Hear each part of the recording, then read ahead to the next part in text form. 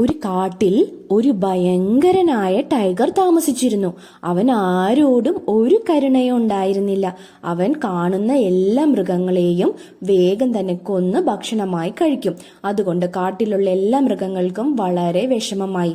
അവർ ആലോചിച്ചു, ഇവന്റെ ശല്യം എങ്ങനെ ഇല്ലാതാക്കും.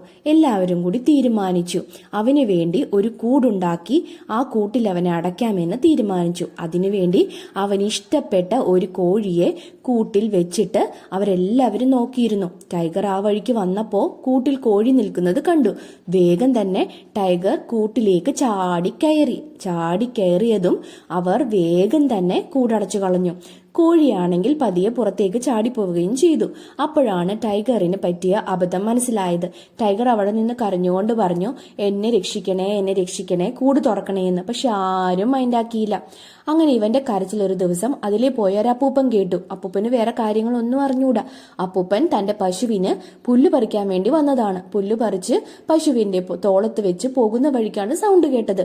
അങ്ങനെ എവിടെ നിന്നാണ് സൗണ്ട് കേട്ടതെന്ന് അന്വേഷിച്ച് കൂടിന്റെ അടുത്തെത്തി.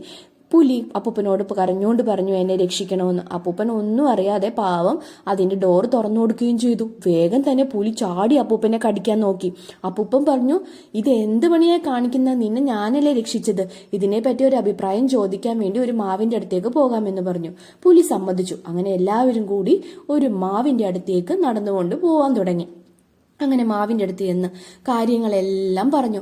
മാവ് പുലിയോട് പറഞ്ഞു, നീ അപ്പൂപ്പനെ കഴിച്ചോ, എന്റെ മരത്തിലുള്ള എല്ലാ മാങ്ങകളും ഇവരല്ലേ കഴിക്കുന്നത്, അതുകൊണ്ട് അപ്പൂപ്പനെ കഴിച്ചോളാൻ മാവ് പറഞ്ഞു. വേഗം തന്നെ അപ്പൂപ്പൻ പറഞ്ഞു, പറ്റില്ല, ഇനി എനിക്ക് ഒരാളോടും കൂടി അഭിപ്രായം ചോദിക്കാനുണ്ട്. അങ്ങനെ അപ്പൂപ്പനും പുലിയും എല്ലാവരും കൂടി ഒരു പശുവിന്റെ അടുത്ത് ചെന്നു. പശുവിനോട് പറഞ്ഞു, കാര്യങ്ങളെല്ലാം പറഞ്ഞു. പശു പറഞ്ഞു, എന്റെ പാലെല്ലാം നിങ്ങളല്ലേ കുടിക്കുന്നത്, അതുകൊണ്ട് അപ്പൂപ്പനെ പുലിയോട് കഴിച്ചോളാൻ പറഞ്ഞു. അപ്പൂപ്പൻ പറഞ്ഞു, പറ്റില്ല, എനിക്കിത് ഒരാളോടും കൂടി ചോദിക്കണം. അങ്ങനെ അപ്പൂപ്പനും പുലിയും കൂടി വീണ്ടും നടന്നു പോകുവാൻ തുടങ്ങി. അങ്ങനെ പോയി അവിടെ ഒരു ഫോക്സ് നിൽപ്പുണ്ടായിരുന്നു. ഫോക്സിനോട് കാര്യങ്ങളെല്ലാം പറഞ്ഞു.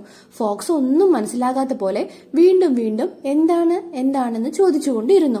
ഫോക്സും അപ്പൂപ്പനോടും പുലിയോടും പറഞ്ഞു, എന്നാ പിന്നെ എനിക്ക് ആ സ്ഥലങ്ങൾ ഒന്ന് കാണിച്ചു തരണം, കാര്യങ്ങളൊന്ന് നേരിട്ട് കാണാമല്ലോ. അങ്ങനെ എല്ലാവരും കൂടി സംഭവം നടന്ന സ്ഥലത്തേക്ക് പോയി.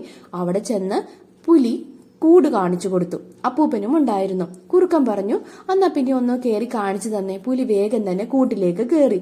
അപ്പോഴേക്കും ഫോക്സ് വേഗം കൂടടച്ചു കളഞ്ഞു. അപ്പോഴാണ് ഫോക്സിന്റെ ബുദ്ധി അപ്പൂപ്പന് മനസ്സിലായത്. അപ്പൂപ്പൻ വേഗം തന്നെ ഫോക്സിനോട് നന്ദി പറയുകയും ചെയ്തു. ഈ കഥയുടെ ഗുണപാഠം എന്താണെന്ന് അറിയാമോ? നമ്മൾ മറ്റുള്ളവരോട് കരുണ കാണിച്ചാലേ നമുക്കും കരുണ ലഭിക്കുകയുള്ളൂ. ആരെങ്കിലും നമുക്ക് ഉപകാരം ചെയ്താൽ നമ്മൾ അവരോടും നന്ദിയുള്ളവരായിരിക്കണം.